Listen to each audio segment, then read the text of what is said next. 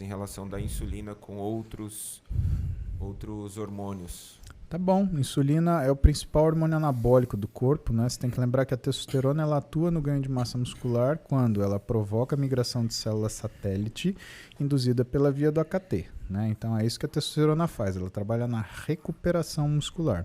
Mas síntese muscular é controlada pela insulina. Por isso que os estados de resistência periférica à insulina eles são tão graves. Então, se você tiver uma insulina muito baixa, exemplo, paciente que tem diabetes tipo 1, que é insulinopênico, ele não tem massa muscular nenhuma, por isso que vocês veem aqueles pacientes que têm diabetes tipo 1 tudo magrinho de músculo, e o paciente que tem diabetes tipo 2, que tem resistência periférica à insulina, ele tem uma obesidade sarcopênica, né? Por quê? Porque a resistência periférica à insulina faz que não exista o que a gente chama de transporte transendotelial de insulina, que, portanto, ela chegue no músculo e faça seu efeito. Agora, o que é importante você saber? Interação de insulina com outros hormônios, né?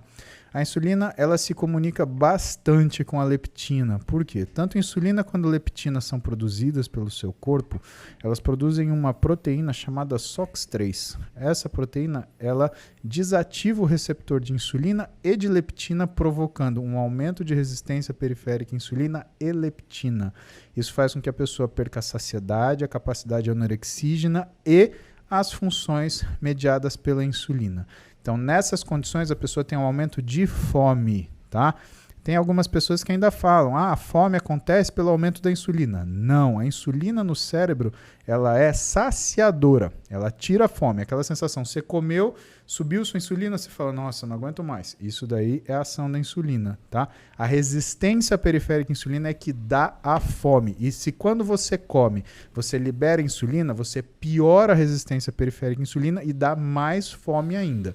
Por isso que o cara que tem resistência à insulina, ele come cada vez mais e não consegue parar. Entra naquela pergunta que você me falou lá do sujeito que faz bariátrica, que ele não tem condição de operar, né?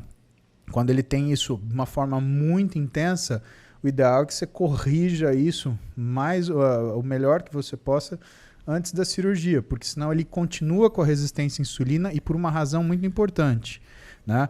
Ele para de produzir leptina. Por quê? Porque ele está perdendo gordura. Toda vez que o nosso corpo perde gordura, cessa-se a produção de leptina. Então imagina um cara que tem resistência à leptina parar de produzir leptina. Aí que a fome dele fica descontrolada. Agora uma pergunta. Resistência à insulina e uso contínuo de GH. Existe alguma analogia?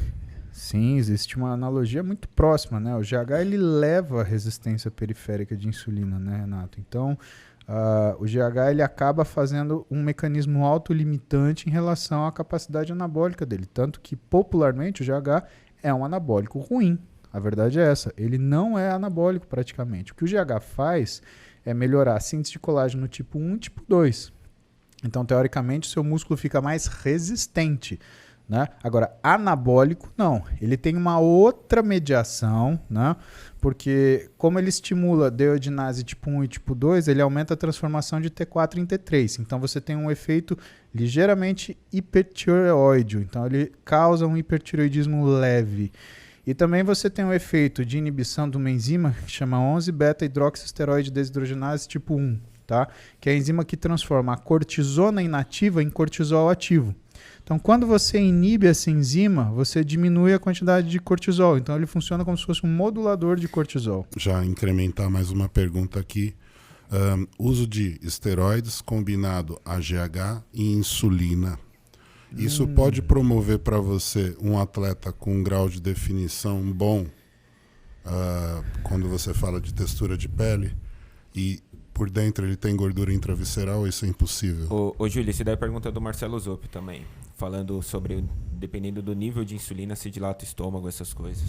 Tem 3 coisas que dilatam víscera, né? Insulina, testosterona e GH. Tá? Na realidade não é o GH, é o IGF-1 que o GH induz a produção, tá?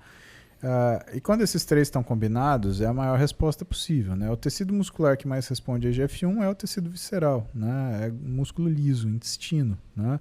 Então, você vê o cara que tem a tripa forte, né? Teve um menino que competia na época que eu disputei o Mr. Santos, que era um menino que tinha um físico muito bom, mas ele era um abuser de droga, que era um negócio absurdo. Ele até faleceu, infelizmente. Daniel. Não ia citar nome. Sim, Daniel. Mas você viu o físico do cara, ele tinha tanta barriga e ele se gabava de, eu tô com 100 e tantos quilos. Mas, cara, 90% do peso era barriga, era pança. Não era. Ele tinha físico, 1,63m e 120 quilos. Exatamente. Ô, louco. 120 quilos em off. Exatamente. Ele fazia lateral com 60 quilos, roubando muito, mas fazia. Então, mas era uma barrigona, né, Júlio? Não Muito. era um negócio que era absurdo. E, cara, ele tinha um físico fantástico, você o conheceu. Sim, tinha, mas era um negócio ridículo. Foi perdendo a mão. Perdeu a mão completamente. Tanto Era um é que abuser.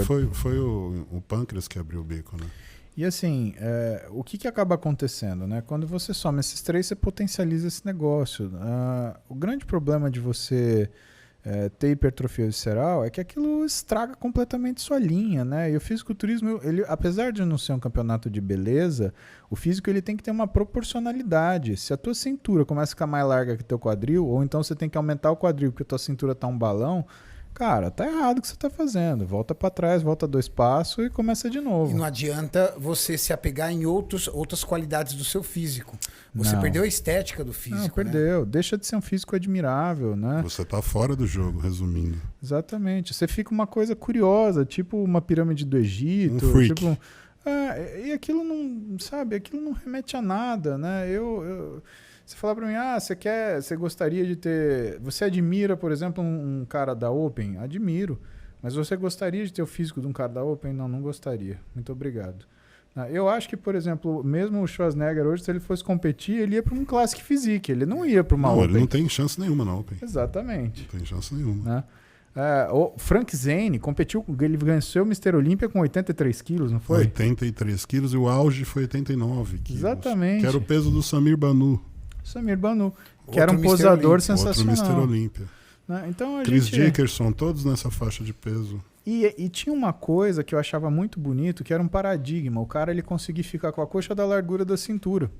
Você lembra disso? Era muito isso. O Chris era um cara que conseguiu chegar muito perto, senão ele Sim. conseguiu bater isso. Um físico maravilhoso. E é um cara que fez um físico com 89 quilos. 89 Aí vira o quilos. cara pra mim e fala assim, eu quero ter 3 dígitos. Meu, para, deixa de ser bobo. Eu comparo isso. Quando o cara senta e fala isso pra mim, eu falo assim, vamos fazer uma brincadeira. Eu vou te entregar um saco com dinheiro dentro e vou te entregar um boleto de 50 mil reais.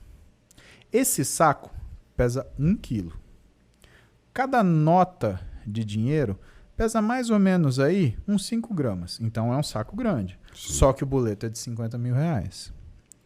A brincadeira é a seguinte: você assume o boleto. Se no saco, que tem notas de 1, de 2, de 50 e 100, tiver mais do que 50 mil reais, é seu. Mas se nesse saco tiver só nota de R$1 e faltar dinheiro para pagar, o azar é seu também. Você quer? O cara dá Essa uma analogia é pensada. com o quê? Quando o cara ele fala que ele quer ganhar peso. Não, eu preciso ter 3 dígitos, eu preciso ter 3 dígitos. Cara, você vai ter 3 dígitos com um físico ruim. Pra quê? Isso é bobinho, né? Você tem que ter um físico que mostre. Por quê? Porque tem muito cara que tem 89 quilos, 85 quilos, que você olha para ele, nossa, parece que tem 120. Né? Existe uma dissociação entre o peso da balança e a forma física. Claro. Músculo não é pesado. Você pegar um deltoide meu, por exemplo, que treina pra caramba, sei lá, deve ter uns 200 gramas. Então, se você olha, eu tenho 400 gramas de deltoide. Se eu vir na balança um ganho, por exemplo, de 200 gramas, isso quer dizer que eu ganhei 50% de deltoide em cada um. Mas Isso às vezes xinga. o cara pode ter na linha de cintura dele entre intestino e tudo mais, ele pode ter ali 15, 20 quilos fácil. Tranquilamente, Renato. E é possível você Tranquilamente. manter a gordura visceral e perder a gordura corporal? Ou se é possível você fazer isso. Isso é uma das coisas que a gente mais faz, na verdade, né, Júlio? Tanto com medicação quanto com rotina. Né? O jeito de você lidar com a alimentação ele é importante para isso. O jeito que você lida com o exercício é importante para isso. E tem algumas medicações que fazem essa remoção de gordura visceral. Contudo, você sabe qual que é a coisa mais eficiente para fazer remoção de gordura visceral? O quê? Musculação. Musculação. Não é nem aeróbio. O aeróbio ele aumenta a remoção de gordura subcutânea que você acaba jogando, formando triglicérides intramuscular. E o triglicérides intramuscular ele responde por 50% da lipólise durante o exercício.